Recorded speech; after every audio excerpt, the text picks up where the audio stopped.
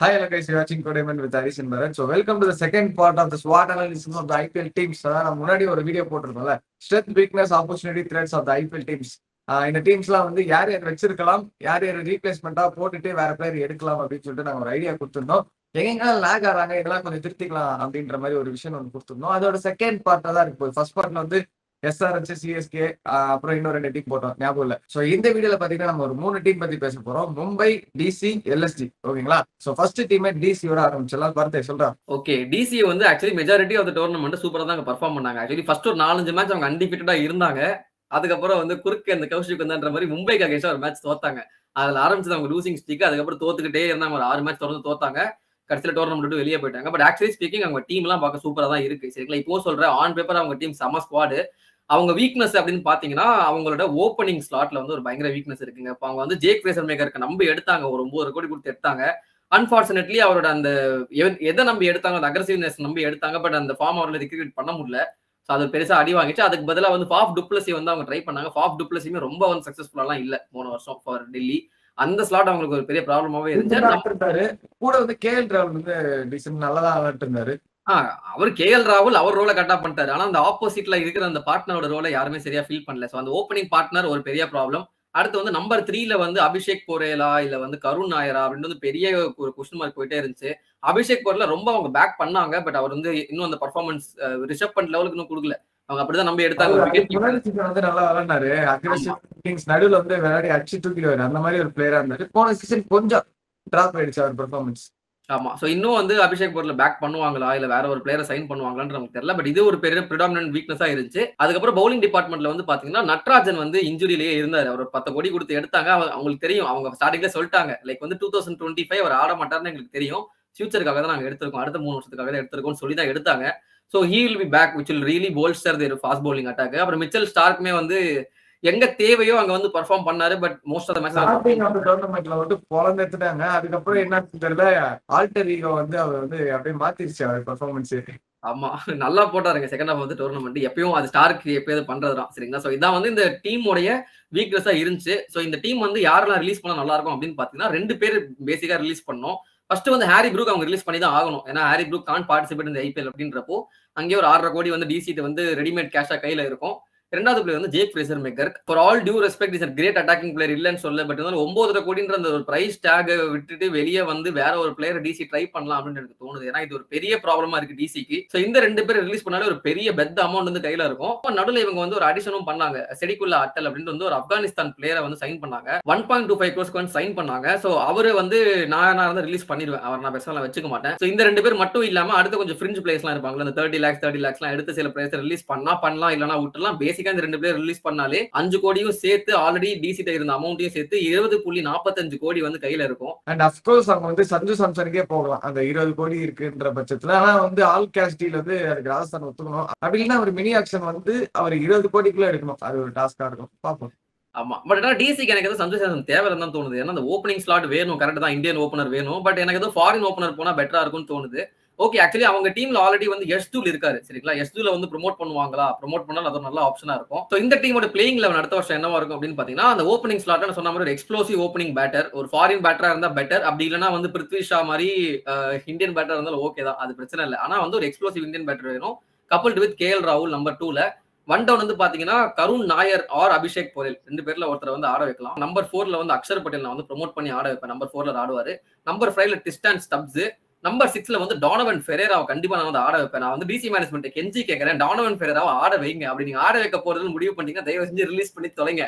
நிறைய டீம்ஸ்க்கு டானவன் ஃபெரேரா தேவை. சரிங்களா? அவர் என்னமா பினிஷ் பண்றாருங்க, செம்மாட்டி வச்சிட்டு இருக்காரு. லீகுக்கு போயிட்டு பயங்கரமா இருக்கிற ஒவ்வொரு லீக்லயும் 75 lakhs எடுத்திருக்காங்க மச்சி அவர் டிசி. ஆனா வந்து ஆட வைக்க மாட்டாங்க. ஆக்சுவலி ஒரு விக்கெட் கீப்பர் தான். ஆனா அவர் வந்து ஆஃப் ஸ்பின்னும் போடுவார், நல்லாவும் போடுவார்.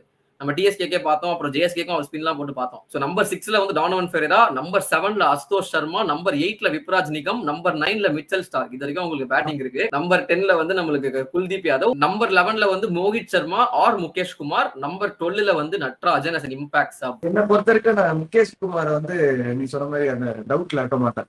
அவர் எப்படியாவது விளையாட வைக்க தான் பார்ப்பேன். ஓகே, அதான் 2 பேர்ல ஒருத்தர்லாம் கண்டிப்பா முகேஷ் குமார் தான், கரெக்ட் தான். அப்போ வந்து 12 பேருமே ஃபிக்ஸ். நீ என்ன நினைக்கிற இந்த டீம் பத்தி? ஆல்ரெடி ஸ்ட்ராங்கா இருக்காங்கன்னு எனக்கு தோணுது. இங்கிலாந்து ஆஃப் ஐபிஎல்ன்ற மாதிரி இருக்காரு டீம். அப்படி ஒரு தற்பான பேட்டிங். யுவராஜ் சிங்கமே கீழே வந்து அந்த அடி பாருங்க. இந்த டீம் உண்மையா சூப்பரா இருக்கு. இந்த ஓப்பனிங் ஸ்லாட், அந்த எக்ஸ்ப்ளோசிவ் ஓப்பனிங் ஸ்லாட்டை மட்டும் ஃபில் பண்ணிட்டாங்க அப்படின்னா டீம் வந்து ஸ்ட்ராங் ஆயிரும். அவங்களால 2 ஓவர்சீஸ் பிளேயர்ஸ் வந்து வாங்க முடியும். ஜேக் ஃப்ரேசர் மேக்கரையும் ஹாரி ப்ரூக்கையும் கொடுத்துட்டாங்க அப்படின்னா 2 ஓவர்சீஸ் ஸ்லாட் வந்து ஓப்பன் ஆகும். சூப்பரா ஃபில் பண்ணலாம். 20 கோடி இருக்கு, ஜாலியா விளாடலாம் அந்த காசை வச்சுட்டு. ஜாலியா டிசி வந்து நல்ல ஹேண்ட்ஸ்ல இருக்கு. ஸோ நெக்ஸ்ட் மும்பை இந்தியன்ஸ் பத்தி பாத்துருவோமா? மும்பை இந்தியன்ஸ் போன சீசன் எதுல லாக் ஆனாங்கன்னா, அவங்களுக்கு ஒரு மிடில் ஆர்டர் பேட்ஸ்மேன் ஒருத்தர் வந்து லாக் ஆகிட்டே இருந்தாங்க. அது நீங்க வந்து சாண்ட்னர் அவங்க ப்ரொமோட் பண்ணாங்க, தீபக் சாகர் வந்து ஆடி கொடுத்தாரு கடைசியில. அந்த மாதிரி ஒரு அன்பேலன்ஸ்டா இருந்துச்சு. ஏன்னா ராபின் மில்ஸ் ட்ரை பண்ணாங்க நடுவில், அவரு சரியா விளையாடல. அப்புறம் வந்து பில் ஜாக்ஸ் அப்படி மேல விளையாடும் போது மேல இருக்கிறவங்க கொஞ்சம் கீழே வந்தாங்க. கொஞ்சம் யார் அந்த புஷர் திலக் வர்மா டான்ஸ் ஆடிட்டு இருந்தாரு மேலே கீழேயும். அந்த திலக் வர்மா மட்டும் இல்ல, கிட்டத்தட்ட எல்லாருமே நீங்க வந்து அந்த மாத்தி மாத்தி அமைச்சிட்டே இருந்தீங்க. அது சரியான காம்பினேஷன் செட் ஆகல. நான் வரேன் பேட்டன்ஸ் வந்துடுறாரு. அதை வச்சு எல்லாத்துக்கும் நான் போலிங் போடுறதா வந்துடுறாரு போலிங் போடுறது. அந்த மாதிரி சர்ப்ரைசஸா இருந்துச்சு. அதுதான் ஒரு மும்பை இந்தியன்ஸ்க்கு ஒரு லேக் ஆகுது. கரெக்டா யாரோடமே டிஃபைன் பண்ணல. நம்மந்தீரை போட்டு சந்திரா மாதிரி போட்டு திருப்பி திருப்பி அடிச்சாங்க. நீ அங்க போ இங்க போ அப்படின்னு மேல ஆட வச்சாங்க, கீழே ஆட வச்சாங்க. அவரை வந்து நம்மந்தீரை வந்து சரியாவே யூஸ் பண்ணல. சோ அதை கொஞ்சம் கடைசியில ஒரு கடைசியா லேட்டஸ்ட் ஸ்டேஜ் ஒரு டோர்னமெண்ட்ல கரெக்டா ஒரு ரோல் வந்து ஃபினிஷர் தான் டிஃபைன் பண்ணாங்க. சூப்பரா ஆடினாரு. இந்த சீசன் ஒரு ஃபினிஷரா தான் இருப்பாரு நினைக்கிறேன். அவருதான் பாவங்க, எங்க போனாலும் அவரு வேற வழி இல்ல, நீ இப்படிதான் இருக்கும் உன்னோட ரோல்ன்ற மாதிரி அவரை ஃபிக்ஸ் பண்ணிட்டாங்க. அது ஒரு ப்ராப்ளமா இருந்துச்சு. ஓகே, பெரிய ப்ராப்ளம் இல்ல, அதை ஃபிக்ஸ் பண்ணலாம்னு வச்சுக்கோங்க மும்பை இந்தியன்ஸ் மாதிரி டீமுக்கு. ஆனா பவுலிங் மெயினா அவங்க பார்த்தே ஆகணும். பும்ரா ஒரு மெயின் பவுலரா இருக்காரு. அதை தாண்டி அஸ்வினி குமார் வந்து ஓகே டிசெண்டா நல்லா போட்டிருக்காரு. அதுக்கப்புறம் ஒரு நல்ல போலர் எங்க ஹர்திக் பாண்டியா நல்லா போட்டாரு போன சீசன். அந்த அளவுக்கு இருக்கு மும்பையோட பவுலிங் லைனப். சோ அது கொஞ்சம் பார்க்கணும். மிச்சல் சாட்னர் கொஞ்சம் எக்கனாமியா போட்டு பேட்ஸ்மேனை கொஞ்சம் ப்ரெஷர் ஆக்கினாலுமே ஒரு கன்சிஸ்டன்டா ஒரு பும்ரா கண்டபடி ஒரு ஃபாஸ்ட் பவுலர் வந்து லீடிங் ஃப்ரம் த ஃப்ரண்ட் அப்படின்ட்டு ஒரு பவுலர் தேவை. இப்ப பும்ரா டக்குன்னு கால் இருந்ததுல யாரும் என்ன பண்ணுவீங்க? சோ அங்க ஒரு ஆள் தேவை, கன்சிஸ்டன்டா போடுற அளவுக்கு ஒரு பவுலர் தேவைன்றதா. இந்தியன் பவுலர் பேசிக்கா போல்ட் இருக்காரு, பட் இந்தியன் பவுலர் வேணும். ஆமா, போல்ட் இருக்காரு ஓகேதான். ஆனா ஒரு இந்தியன் பவுலர் இப்ப ராஜங்கன் பவாவா அப்புறம் மாத்தி மாத்தி ட்ரை பண்ணிட்டு இருக்காங்கல்ல, அது வந்து கண்டிப்பா பவுலிங் பார்த்தே ஆகும். சத்யநாராயண ராஜு ஒரு மேட்ச் ஆடினாரு. அவரு நல்ல பவுலர் தான். எங்கெல்லாம் அஸ்வினி குமார் ஓரளவுக்கு செட் ஆயிட்டாரு. அந்த மாதிரி ஒரு பவுலர் தேவைன்றதுதான் என்னோட ஒப்பீனியன். எந்தெந்த பிளேயர் எல்லாம் பாசிபிளா ரிலீஸ் பண்ணலாம் அப்படின்னு நம்ம யோசிச்சப்போ எல்லாருமே ஆல்மோஸ்ட் பெர்ஃபார்ம் பண்ணிட்டு தான் இருக்காங்க. தீபக் சகர் நான் சொல்லியிருந்தேன், அவரு இன்னைக்கு நம்ம சீசன் ஆரம்பிக்கிறதுக்கு முன்னாடி தீபக் சகர் பும்ரா போல்ட் இந்த காம்பினேஷன் டெட்லியா இருக்கு அப்படின்னு நினைச்சிட்டு இருந்தோம். பட் தீபக் சகர் வந்து பேட்டிங்ல கான்ட்ரிபியூட் பண்ண அளவுக்கு கூட போலிங்ல அந்த அளவுக்கு போடலையோ அப்படின்னு தான் இருந்துச்சு. அவர் கொஞ்சம் விக்கெட் டேக்கிங் இந்த எபிலிட்டி கொஞ்சம் குறைஞ்சதுனால அவரை ரீப்ளேஸ் பண்ணிட்டு ஒரு நல்ல போலரா கொண்டு வரலாம் அப்படின்ற ஒரு ஆஸ்பெக்ட்ல பார்க்கலாம். ஏன்னா ஒரு 9.25 crores எடுத்திருக்காங்க அப்படின்ற பட்சத்துல தாராளமா ரிலீஸ் பண்ணலாம். வேற போலருக்கு இல்லைன்னா வேற டீமோட மிடில் ஆர்டர் பேட்ஸ்மேனுக்கு போகலாம். ஸோ அது பேசிக்கா பார்க்கலாம். அண்ட் இன்னொரு விஷயம் வந்து இந்த தீபக் சகர் எடுக்கிறப்போ என்ன ஆயிடுதுன்னா, தீபக் சகர் தான் வந்து ஃபர்ஸ்ட் ஓவர் போடுறாரு. சோ அப்போ போல்ட் வந்து எப்பவுமே டெட்லி வந்து அந்த ஃபர்ஸ்ட் ஓவர்ல தான். சோ போல்ட் வந்து செகண்ட் ஓவர் போடுறாரு. அந்த அளவுக்கு டெட்லியா இல்ல. சின்ன விஷயம் தான், ஆனா எந்த அளவுக்கு டீம் வந்து லேக் ஆகுதுன்னு பாருங்க. அதனால போல்ட் ஃபர்ஸ்ட் ஓவர் கொடுத்தா நிறைய விக்கெட் எடுத்திருக்காரு. ஸ்டாட்ஸ் படி அது உண்மை. சோ அந்தபடி பார்த்தா போல்ட்டுக்கும் ஒரு ஃபர்ஸ்ட் முன்னுரிமை கிடைச்சிடும். நெக்ஸ்ட் ரீஸ் வேணாம் ப்ளீஸ் அப்படின்னு சொல்லிட்டு சீசன் ஃபுல்லா கதறி வர ஒருத்தர் கதற வந்து செஞ்சு விட்டு போன ஒரு பிளேயர் ரீஸ் டாப்லி அப்படி. அந்த பவுலர் வந்து 75 லட்சத்துக்கு எடுத்திருக்கோம். பரவாயில்ல, 75 லட்சம் வச்சுக்கலாம் நினைக்காதீங்க. அவர் வச்சுட்டே நீங்க டீம் விளையாட வைப்பீங்க, அதெல்லாம் வேணாம். சோ தூக்குறேன் அப்படின்னு சொல்லிட்டு நான் பெட்டிஷன் எழுதி மும்பை இந்தியன்ஸ் கொடுக்குறேன். வேணாம் ரீஸ் டாப்லி. ஒரு இங்கிலாந்து பவுலர்ஸ் நம்ம பார்த்திருக்கோம், அவ்வளவு சக்சஸ்ஃபுல்லா இருக்க மாட்டாங்க இந்தியன் இதுல. சோ அந்த மாதிரி அந்த வரிசையில் ஒரு ஆவரேஜ் பவுலர் ரீஸ் டாப்லி வேணாம். அண்ட் லீசா வில்லியம்ஸுமே எடுத்து வச்சிருக்காங்க. அவங்களுமே லீசா வில்லியம்ஸுமே பெருசா யூஸ் பண்ற கிரைட்டீரியா இல்ல. ஒரு ஃபாரின் பவுலர் நீங்க வந்து விளையாட வைக்கணும் அப்படின்னு நீங்க யோசிச்சீங்கன்னா நிறைய ஆப்ஷன் இருக்கு. கார்வின் பாஸ் இருக்காரு, போல்ட் இருக்காரு. அப்படின்ற பட்சத்துல நீங்க திரும்பவும் இன்னொரு பவுலர் தேவையில்லை அந்த இடத்துலன்றதால லீசா வில்லியம்ஸ் 75 lakhs அவருமே டிராப் பண்ணிடலாம். நடுவில் சில பிளேயர்ஸ் ஆட் பண்ணிருந்தாங்க. எஸ், கார்வின் பாஸ் ஒரு நல்ல சேவிங் நம்ம பார்த்தோம். அதுக்கப்புறம் முஜிபுர் ரஹ்மான் எடுத்திருந்தாங்க 2 கோடிக்கு. முஜிபுர் ரஹ்மான் இந்த டீம் கொஞ்சம் தேவைப்படாதோ அப்படின்றத. ஏன்னா நம்ம ஸ்பின்னிங் ஆப்ஷன் இருக்கு. அவர் அல்லா கசன் ஃபோரோ வச்சிருக்கோம். நம்ம விக்னேஷ் புதூருமே வந்து சூப்பரா போட்டுட்டு இருக்காரு. இவங்க 2 பேருமே சின்ன பசங்க தான். இப்போ ஒரு மேட்ச்ல உங்களுக்கு எக்ஸ்பீரியன்ஸ் ஸ்பின்னர்ஸ் வேணும் அப்படின்னு பாத்தீங்கன்னா கரண் சர்மா இருக்காரு, மிச்சல் சாண்டா இருக்காரு. அப்படின்றப்போ ஸ்பின் செட் ஆயிடுச்சு. சோ இங்க முஜிபுர் ரஹ்மான் வந்து இன்வெஸ்ட் பண்ணி 2 கோடி இன்வெஸ்ட் பண்ணி இருக்கணுமா அப்படின்றது ஒரு டவுட். அப்புறம் ரகு சர்மான்னு சொல்லிட்டு ஒரு பிளேயர் 35 lakhs எடுத்திருக்காங்க. மேபி அவர் ஃபியூச்சர் ஆஸ்பெக்ட்ல பாக்குறதுக்காக வச்சிருக்கலாம். சோ அது எப்படின்னு சொல்லிட்டு நம்ம பொறுத்து தான் பாக்குறோம். அவர் வந்து விக்னேஷ் புத்தருக்கு ரிப்ளேஸ்மெண்டா தான் எடுத்தாங்க ஒரு பஞ்சாப் லெக் ஸ்பின்னர். பட் அவர் ரிட்டர்ன் பண்ணுவாங்களான்னு தெரியல.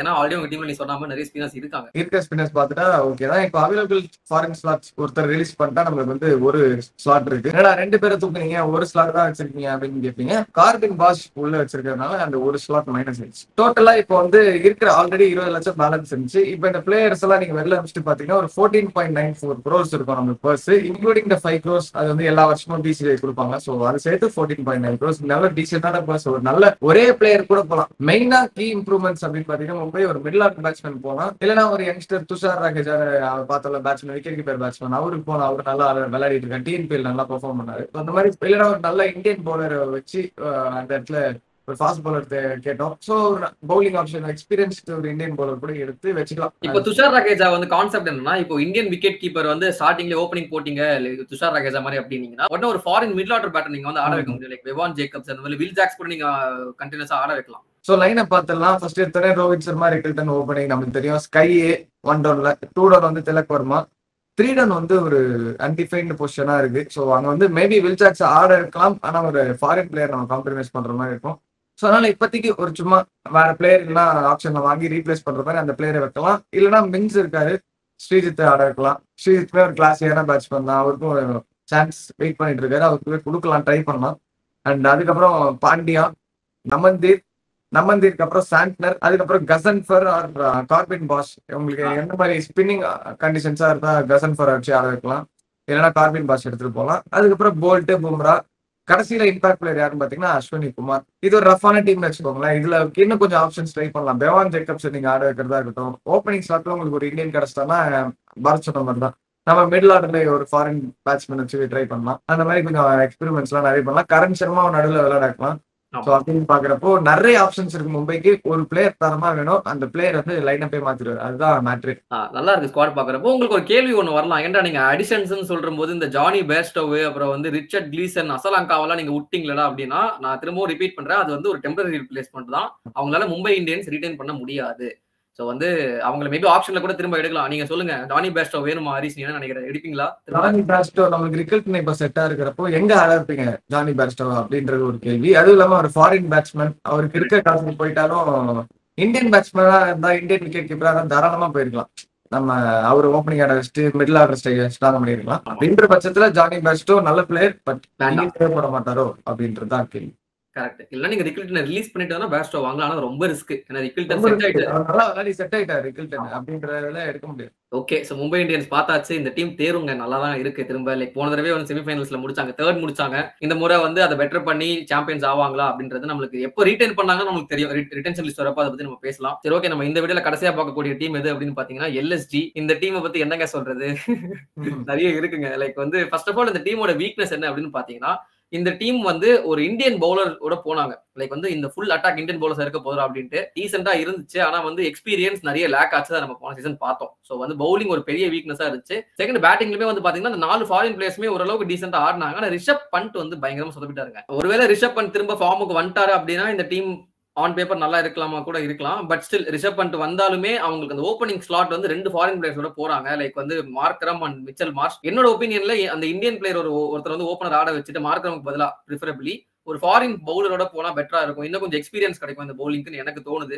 சோ அதை நம்ம லைனை பத்தி பாக்குறப்போ பார்ப்போம். ஃபர்ஸ்ட் ஆஃப் ஆல் இந்த டீம்ல வந்து யாரை ரிலீஸ் பண்ணுவா பரத் அப்படின்னு கேட்டீங்கன்னா 2 பேரை நான் ரிலீஸ் பண்ணுவேன். அதுல ஒருத்தர் வந்து ஐ திங்க் கன்ஃபார்மா ரிலீஸ் பண்ண போறாங்க, ஆகாஷ் தீப். 8 crores எடுத்தாங்க. அவர் வந்து 8 crores கண்டிப்பா வர்த்தா இல்லையான்றதுலாம் எங்க கேள்வி இல்லை. ஆனா அந்த டீமுக்கு கண்டிப்பா வேணாம், ஏன்னா அதை ரிலீஸ் பண்ணிட்டு கொஞ்சம் பெட்டரான சைனிங் பண்ணலாம். சரிங்களா, அவரை ரிலீஸ் பண்ணிடலாம். ரெண்டாவது வந்து மாயன்க் யாதவ் 11 crores அவரை ரீடைன் பண்ணாங்க. பட் வந்து நிறைய இன்ஜுரியிலே இருக்காரு. அண்ட் ஃபியூச்சர் ஆஃப் மாயன்க் யாதவுமே வந்து டவுட்டா தான் இருக்கு. அவர் வந்து கிரிக்கெட்டே ஆடுவாரா அந்த அளவுக்கே தெரியல. ஏன்னா சீரியஸான இன்ஜுரி தான் சொல்றாங்க. லைக் அவர் என்ன ரெக்கரிங்கா வந்துகிட்டே இருக்கு, அவர் வந்து 2 years ரெஸ்ட் எடுக்கணும்ன்ற மாதிரி பேசிட்டு இருக்காங்க. நல்ல பவுலர் தான், ஆனா மேட்ச் விளையாடி யூஸ் இல்ல. சோ பாக்கும்போது வேற பவுலர்ஸ் நம்ம ட்ரை பண்ணலாம் லிஸ்ட். ஆமா. சோ 11 கோடி அப்படின்றப்போ நல்ல ஒரு காசு பார்த்து நல்ல இன்னும் கொஞ்சம் நல்ல இந்தியன் பிளேயர்ஸ் வந்து மார்க்கெட்ல வாங்கலாம், இல்ல நம்ம முன்னாடி சொன்ன மாதிரி ஃபாரின் பவுலர் வந்து வாங்கலாம். சோ இவங்க 2 பேரும் வந்து ரிலீஸ் பண்ணிட்டு ஷர்துல் தாக்கூர் வந்து வந்திருந்தாரு. 2 crores வந்து அவர் மோஷின் கானுக்கு ரிப்ளேஸ் பண்ணி நினைக்கிறேன் அவர் வந்து எடுத்திருந்தாங்க. சோ அந்த 2 crores நான் ரிட்டைன் பண்ணுவேன். ஷர்துல் தாக்கூர் கண்டிப்பா வர்த் த மணி. இதோட நம்ம போனோம் அப்படின்னா ஆப்ஷன்ல வந்து 22 crores நம்மளுக்கு வந்து இருக்கும். இது மட்டும் இல்லாம 2 ஓவர்சீஸ் ஸ்லாட்டுமே வந்து ஃபில் பண்ணலாம். எப்படா நீங்க ஓவர்சீஸ் பிளேயர் ரிலீஸ் பண்ணல அப்படின்னு பாத்தீங்கன்னா எல்எஸ்ஜி ஃபர்ஸ்ட் எடுத்தப்ப 6 ஃபாரின் பிளேயர்ஸ் தான் எடுத்தாங்க. ஸோ 2 ஓவர்சீஸ் ஸ்லாட் வந்து ஓப்பன் ஆகும். ஸோ இந்த டீம் வந்து எங்கடா டெவலப் பண்ணும் அப்படின்னு பாத்தீங்கன்னா ஃபர்ஸ்ட் ஆஃப் ஆல் இந்த டீம் நம்ம முன்னாடி சொன்ன மாதிரி இந்தியன் ஓப்பனர் வாங்கணுங்க. அவங்களுக்கு இருக்காங்க அர்ஷின் குல்கர்னி அப்படி இப்படின்ட்டு அதெல்லாம் தேவையில்லை. ஒரு நல்ல recognise Indian opener like maybe Tushar Raheja, Harish சொன்ன மாதிரி, அப்படி இல்லைன்னா வந்து பிருத்வி ஷாக் வந்து இவங்க ட்ரை பண்ணலாம். அவர் வந்து யாரும் பெருசா சைன் பண்ணலன்றப்ப அவர் வந்து ஒரு நல்ல சைனிங்கா இருப்பாரு இந்த டீமுக்கு. நினைச்சு பாருங்க, மிச்சல் மாஸ், பிருத்வி ஷா இன் லக்னோ, ஆஹா சூப்பரா இருக்கும் அந்த காம்பினேஷன். அப்படி இல்லைன்னா நிறைய ஓப்பனர்ஸ் இப்போ டெவலப் பண்ணிட்டு ப்ரூவ் பண்ணிட்டே இருக்காங்க ஒவ்வொரு லீக்லயும். அந்த மாதிரி பார்த்து சைன் பண்ணாங்கன்னா நல்லா இருக்கும். அதுக்கப்புறம் வந்து முக்கியமான விஷயம் ஒரு deadly fast bowler, foreign fast bowler அதுவுமே வந்து சைன் பண்ணணும். லைக் மேட் ஹென்ரி அவங்க ஆல்ரெடி இருந்தாங்க எல்எஸ்ஜிக்கு, முடிஞ்சா பேஸ் பிளேஸ்ல வந்து நல்லா இருக்கும். அப்படின்னா ஜேசன் பெஹரன்டாஃப் இல்லைன்னா இன்னும் கொஞ்சம் டெட்லியா போனோம் அப்படின்னா வேற நிறைய சைனிங்ஸ் எல்லாம் இருக்கு. லைக் வந்து அவங்க யோசிச்சு எடுக்கணும், அவ்வளவுதான். நிறைய டீம்ஸ்ல வந்து இருக்காங்க. சமார் ஜோசப் இவங்க ஆல்ரெடி டீம்ல இருக்காங்க. சமார் ஜோசப்பை தாண்டி வேற ஒரு பவுலர் இருந்தா நல்லா இருக்கும், ஃபாரின் பவுலர் அப்படின்றது என்னுடைய ஒப்பீனியன். அண்ட் முக்கியமா இந்தியன் ஃபாஸ்ட் பவுலர்ஸ் நிறைய பேரை வந்து எடுக்கணும். ஸ்பெசிஃபிக்கா இந்த Delhi league and UP league அவங்க அந்த ஏரியால ஆடுற லீக்ஸ் தான். ஸோ அதுல வந்து நிறைய யங்ஸ்டர்ஸ் வந்து சைன் பண்ணலாம். போன வருஷம் பிரின்ஸ் யாதவ் இப்படி தான் சைன் பண்ணாங்க, சூப்பரா வந்து பர்ஃபார்ம் பண்ணாரு. ஆகாஷ் சிங்க சைன் பண்ணாங்க, அவரும் ஓரளவுக்கு டீசெண்டா பர்ஃபார்ம் பண்ணாரு. அப்படின்றப்ப இந்த டெல்லி பிரீமியர் லீக்ல ரஜினிஷ் தாதர் அப்படின்னு நான் ரொம்ப ஹைப் பண்ணிட்டேன், அவரை எடுக்கலாம். அதுக்கப்புறம் வினித் பன்வார்னு ஒருத்தர் யூபி 20 வந்து சூப்பரா போட்டுட்டு இருக்காரு, அவரை எடுக்கலாம். இந்த மாதிரி நிறைய ஆப்ஷன்ஸ் இருக்கு. ஆவேஷ் கான் அவங்க டீம்ல ஆல்ரெடி இருக்காரு அப்படின்றப்ப அவரை சப்போர்ட் பண்ற மாதிரி நவதீப் சைனி ட்ரை பண்ணலாம். இல்லைன்னா வந்து சிவம் மாவி ஒரு எக்ஸ்ப்ளோசிவ் இதுல நம்ம சொல்லி ட்ரை பண்ணலாம். அவருமே நல்ல ஒரு பவுலர், பவுன்ஸ் பேக் பண்ணுவார் கண்டிப்பா பண்ணுவாரு. கார்த்திக் தியாகி ஆப்ஷன் இருக்காங்க. இந்த மாதிரி இந்தியன் ஃபாஸ்ட் பவுலர்ஸ்க்கு பஞ்சமே இல்லைங்க. நிறைய பேர் அன்சோல்டா போனாங்க. ஸோ இவங்கெல்லாம் வந்து டார்கெட் பண்ணி ஒரு 2-3 பேர் எடுத்து வச்சாங்க அப்படின்னா இந்த டீம் வந்து செட் ஆயிடும். இதை அப்படியே நம்ம பார்த்துட்டு இந்த டீமோட பாசிபிள் லைனப் எப்படி இருக்கும் அப்படின்னு பார்த்தோம்னா, first Markram and Mitchell Marsh நான் வச்சிருக்கேன். ஸோ 1 டவுன்ல வந்து Nicholas Pooran, captain Rishabh Pant at number 4. Number 5ல வந்து பாத்தீங்கன்னா ஆயுஷ் பதோனி, நம்பர் 6ல மில்லர், நம்பர் 7ல Abdul Samad as a finisher நல்லா ஆடினாரு, நம்பர் 8ல ஷர்துல் தாக்கூர், நம்பர் 9ல டிக்வேஷ் ரதி, நம்பர் 10ல ரவி பிஷ்னாய், நம்பர் 11ல வந்து ஆவேஷ் கான், 12ல வந்து பிரின்ஸ் யாதவ் ஆர் என்ன இந்தியன் பிளேயர் சைன் பண்றாங்களோ அந்த இந்தியன் பிளேயர். ஸோ இந்த லைன் அப்ல நான் முன்னாடியே சொன்ன மாதிரி ஒரு இந்தியன் ஓப்பனர் வந்துட்டார் அப்படின்னா அந்த மார்க்கரம் பொசிஷனை வந்து இது பண்ணிட்டு ஒரு ஃபாரின் ஃபாஸ்ட் பவுலர் வந்து நான் இம்பாக்ட் சபா நான் வந்து ஆட வைப்பேன். எல்லா பிக்சர்ஸுமே வந்து திக்வேஷ் ரதி, ரவி பிஷ்ணா 2 பேருமே சேர்ந்து ஆட வைக்கிறது கொஞ்சம் ரிஸ்க் தான். மேபி ஒரு ஃபாஸ்ட் பவுலர் வந்து எப்போ தேவையோ அப்போ ரீப்ளேஸ் பண்ணிக்கலாம், ஹூஸ் பெட்டரோ அந்த இடத்துல ரீப்ளேஸ் பண்ணிக்கலாம். ஆமா, so Indian fast bowler option நிறைய பேர் இருக்கிறப்போ நீ சொல்ற மாதிரி எக்ஸ்பெரிமெண்ட் பண்ண முடியும். இந்த டீம் நல்லா இருக்கான்னு சொல்லுங்க. இந்த டீம் பத்தி யோசிக்கிறப்ப எனக்கு ஒரு டவுட் இருந்தது, டேவிட் மில்லர் ரீடைன் பண்ணுமா வேணாமா? நான் வந்து ரீடைன் பண்ணிருக்கேன், ஏன்னா அவர் ஸ்டில் நாட் ஃபினிஷ். சரிங்களா, 6.5 கோடி கொடுத்து எடுத்திருக்காங்கன்ற அந்த பிரைஸ் டாக் என் மனசுல ஓடிட்டு தான் இருக்கு. ஆனா இருந்தாலும் வேற என்ன பினிஷரை வச்சு நீங்க ரீப்ளேஸ் பண்ணுவீங்கன்ற ஒரு கேள்வியும் இருக்கு. லைக் வந்து பென் டார்ஷியஸ், ஜேசன் ஹோல்டர் இவங்க எல்லாம் ஓகே தான் பவுலிங் ஆல்ரவுண்டர், பட் பினிஷர்ஸ் அப்படின்னு பாத்தீங்கன்னா மார்க்கெட்லயும் ஒரு ஃபாரின் பினிஷர் அவைலபிளா இல்ல. அப்படின்றப்போ மில்லரை நான் இந்த மினி ஆக்ஷன் பார்ப்பேன். இந்த ஒரு சீசன் பார்த்துட்டு வேலைக்கு வர மாட்டாரான்னு தெரிஞ்சுக்கிட்டு அடுத்த சீசன்ல ரிலீஸ் பண்ணுவேன். பட் என்னோட ஒப்பீனியன் ரிட்டர்ன் பண்ணுவேன். உங்க ஒப்பீனியன் நீங்க கமெண்ட்ஸ் சொல்லுங்க. இப்ப நீ சொல்லு ஹரிஷ், மில்லர் ரிட்டர்ன் பண்ணுவியா இல்ல அம்சிருவியா? மில்லர் ரீடைன் பண்ணா நல்லது, ஆனா பண்ண மாட்டாங்கன்றது என்னோட இன்ட்யூஷன். Wow, interesting. ஓகே, தெரிஞ்சிரும் கைஸ், ஒரு 2 monthsல தெரிஞ்சிரும் என்ன கதை, என்ன யார் ரிட்டர்ன் பண்ணுவாங்க பண்ண மாட்டாங்க அப்படின்னு. ராஜஸ்தானுங்க, இதான் ஃபிளாஷ் நியூஸ் வட்டாமே. ஓகேங்க, நெக்ஸ்ட் பார்ட் 3 வீடியோ நம்ம போடுவோம். அந்த பார்ட் 3 வீடியோல ஜிடி, ஆர்சிபி அப்புறம் பஞ்சாப் 3 டீம்ஸ் பத்தி நம்ம பேசுவோம். ஸோ அந்த வீடியோ பார்க்கறதுக்கு இன்ட்ரெஸ்டிங்கான வீடியோஸ் ரெகுலராக போட்டுட்டு இருப்போம். எல்லாத்தையுமே பார்க்கறதுக்கு கிரிக்கோ டைம் வந்து ஒரு சப்ஸ்கிரைப் போட்டுருக்கீங்களா, ஏன்னா சின்ன பசங்க நாங்க. இல்ல சப்ஸ்கிரைப் பண்ணுங்க.